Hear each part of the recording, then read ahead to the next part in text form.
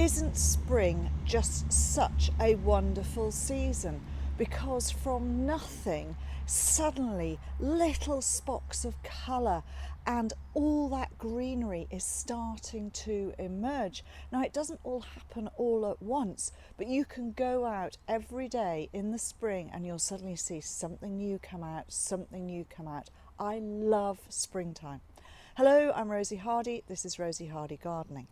If you enjoy our videos, please do subscribe to the channel. So let's have a little look at some of the wonderful spring flowers that are just starting to appear. And they start off with one or two flowers and then eventually become ordained with everything. They're really, really beautiful. Now, a lot of the spring stuff that you get will be for shady spots because these are plants that love to grow under deciduous trees and shrubs. So at this time of the year, the deciduous trees and shrubs are just still a skeleton, giving a little bit of dappled shade. But the plants underneath, the plants that are creating the ground cover, get a good amount of light to get fed and then flower and then put on their foliage. And some of them will be summer deciduous and then they'll die back off again. Let's start off with this one, the Pulmonaria. Often thought to be a plant to go at the front of the border, but if you think about front of borders, nearly everybody's border, especially even if it goes to slabs, you know, that front of the border is the driest, warmest bit. Well, these are plants that like to be in damp semi-shade, so they're really better slightly further back. This little one is Opal. It's got the most lovely soft blue. The buds start pink and then you open up to these soft blue flowers. Now, they start quite low and then they will get up and up and up as the flowers open. Foliage stays small to start off with. All of this growth that you can see here is all flower bud. So this is now then going to have about 15 more of these flower buds coming up. So once it has got into full flower, it will be somewhere near 20 to 25 centimetres high, about 20 centimetres wide. And then once the flowers go over, the new leaf has started to come through and it is beautiful, long, elongated leaves with fabulous silver spotting on it. Now, that doesn't want to have full sun on it all the time, so you need to make sure these are slightly further back from the front of the border, somewhere where when the deciduous trees and shrubs come out, it casts a beautiful shadow over the top. They get enough moisture, they will be really good. So that is the Pulmonaria Opal. Then we go on to the violas, Viola odorata. Now, these are a native to the UK. They are our carpeting woodland violas, so they'll go virtually anywhere, really, really happy with themselves. And at this time of the year, they are coming up with fabulous flower like this. In my own lawn and next to my hedge, I've got blue, I've got white, all coming up. They look great. And I allow them just to carpet. So these can get quite large, up to 60 centimetres, 2 feet in a clump, but their flowers are never much more than they are here. This particular gorgeous dark one is the Czar, and it is a cracking one. It flowers free flowering, quite scented, but it's quite a sort of strong scent. It's not the sweet viola, it's a strong scent on these ones. So these are really great for going underneath and giving you carpeting underneath those shrubs in those areas where you can't get other things to grow, which is ideal. Now, occasionally they'll put on big leafy growth over the top here. If then the flowers are held underneath that, just go through and cut those top leaves off. It won't do the plant any harm whatsoever. But Viola odorata, brilliant for just carpeting, smothering, keeping the ground clean. Nothing else is going to grow through them, and then eventually they will die back off. You know, by the time we get to about June, they will have died back down, but by that time your shrub has covered all of that area, so there's no real area where anything else could grow underneath. Then we've got one of the many primulas that are coming into flower at this time of the year, and this is absolutely superb. This is called Primula elata. Primula elata, if you see it growing naturally, and it will be in woodlands, denotes that it is an ancient woodland. This is a plant from really ancient, undisturbed growth, and it is fabulous. It's a wonderful plant. Naturally, in the UK, there are probably about 6 to 10 sites where this still survives naturally as colonies. It's not something that produces hundreds and hundreds of plants. You'll just get the odd one every year coming back, because although it will sell seed, it's very slow to come back. But it is worth growing, so it wants a woodland, deciduous woodland type area, lots of leaf litter. It is going to make leafy base here of around about 15 centimetres. Flowers are going to go up a little bit taller. They're on these wonderful long stalks here, and then you get all of the flower head above. Really fabulous plant, and in a woodland setting it is a great source of pollen and nectar for all of those early emerging insects that require a bit of food and a bit of boost before they start doing all their nests and breeding, etc. So Primula elata, really worthwhile growing this plant. What else have we got that will come out and be looking good at this time of the year? Look at this interesting Bergenia. Now this Bergenia puts on massive leaves. Now this is a leftover leaf from last year, so it's still got its autumn colour on there. This is going to fall off, and then all of these new leaves are going to come on. So this is basically a deciduous type of Bergenia. It loses its leaves, they go fabulous colour in the autumn. Called ciliata because there are masses of hairs all up the stems, all over the leaves.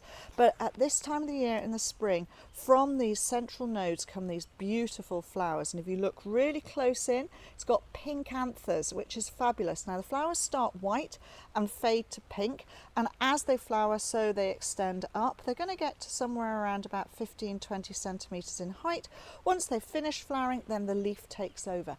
This plant likes dry shade. If you put it somewhere where it is wet and soggy, you will lose the plant. So dry shady spots underneath deciduous trees and shrubs is a really great place for this Bergenia. Bergenia ciliata. Recently I set up an email newsletter, and if you want to sign up, then please click in the comments link below or scan the QR code on the screen now. If you sign up, you get an exclusive video.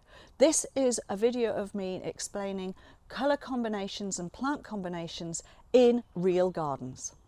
Then we have another primula. Now there are lots and lots of primulas coming out in the spring. This one is an old, known as a hose and hose variety. This one has these amazing stems. Then you get little green leaves, and then the flowers grow out of those little green leaves. So this one is Dawn Ansell. Dawn Ansell is an old variety, covered in flower, beautiful soft creamy yellow there, and the flowers will get up a little bit taller. It flowers for a good length of time.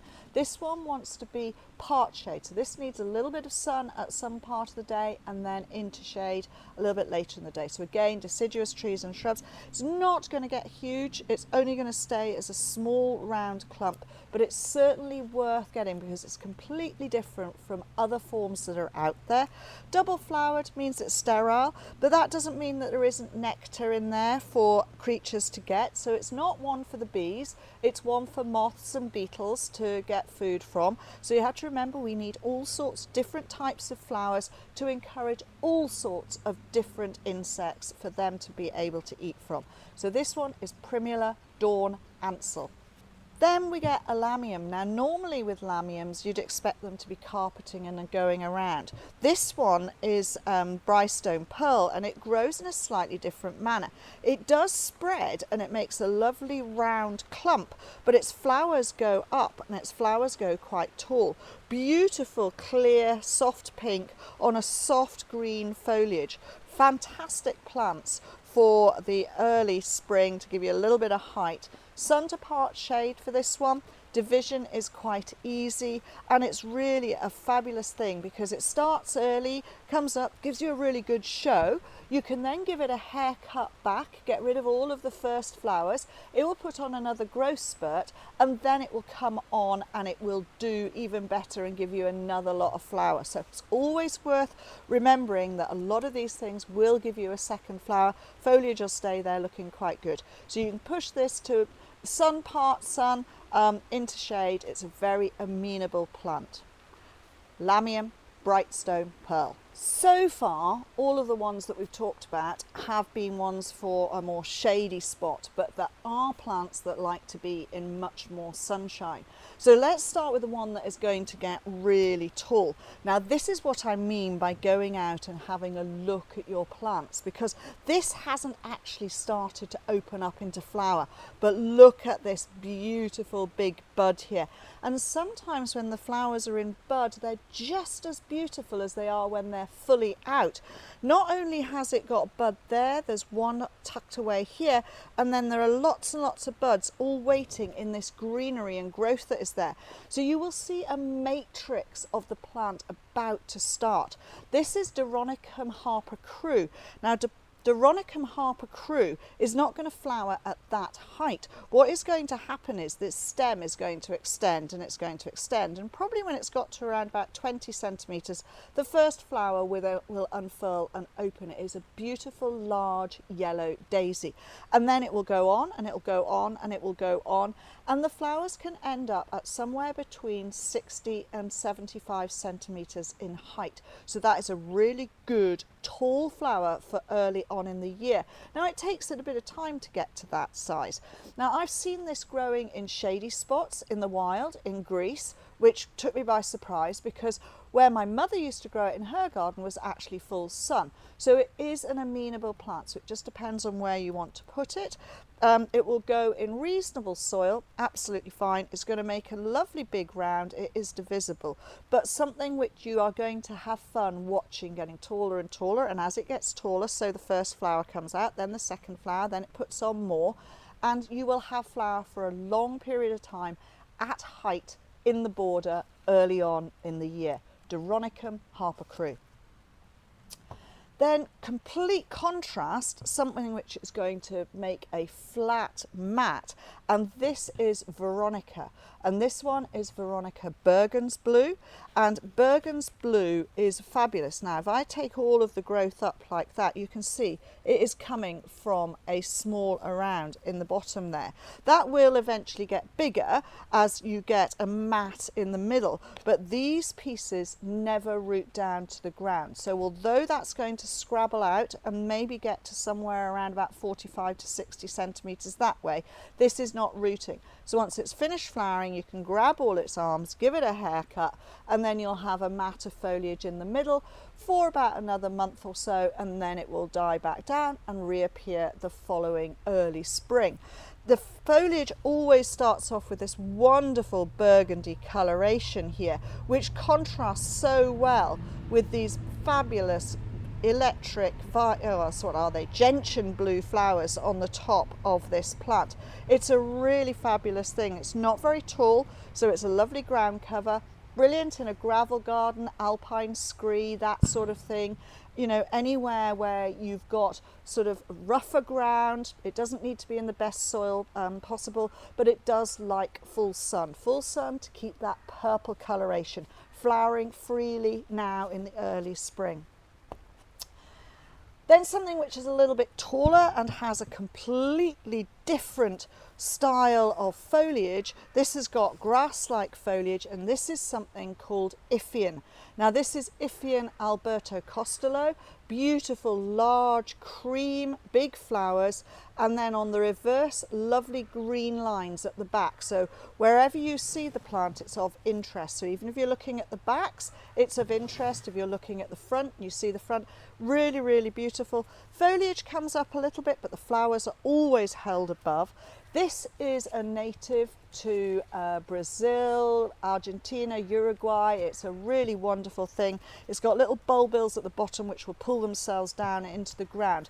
It is starting to flower a little bit later than some of the other Ipheion relatives, but it will be in full flower right the way through end of March, right through April. And quite often you will see the queen bumblebees coming in here, and you'll see the flower heads go down like that with the weight of the bees, and then they ping back up once the bees are gone off. Very sweetly scented on the flowers here. It smells of honey.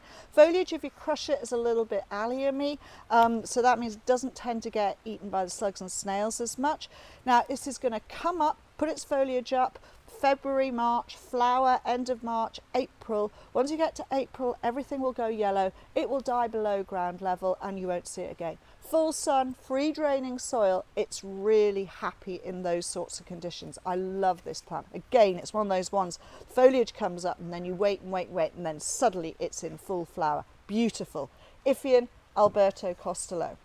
And then let's finish with the most fantastic little gem here. This is a little saxifrage. This is Saxifraga vaccariana, and this one has these tiny little leaflets that make a mat, and that is evergreen. So you'll get that evergreen there, and then in the spring it puts on this incredible display of these beautiful large flowers, and when it is fully out it's covered and you just get this mound, but that is its height. Yeah, it is from the pot there to there. That is its height. What we're talking about, 3 centimeters in height, but it will go out to something around about 10 centimeters round. It's slow growing and it likes poorish soils, somewhere where it is sun part shade. It doesn't want to be in boiling hot sun through the summer. So if you've got it sort of on the east side of a shrub or something like that, that's quite happy, or maybe even the west side, but it does prefer to be somewhere where it will eventually be through the summer months, be in a shadier spot. So if you've got something growing up taller here, but at this time of the year it's out in full sun, that is absolutely ideal. But isn't it a wonderful little beauty? That is Saxifraga vaccariana. Really love that one. Okay, so we've had some wonderful little gems here, all for slightly different places. Just shows you spring is there and everything is waiting to come up into growth and look fantastic for you, for your gardens to look full for the rest of the year. Thank you very much for watching, and please do subscribe to the channel. If you want to watch another video of mine, YouTube thinks this one is perfect for you.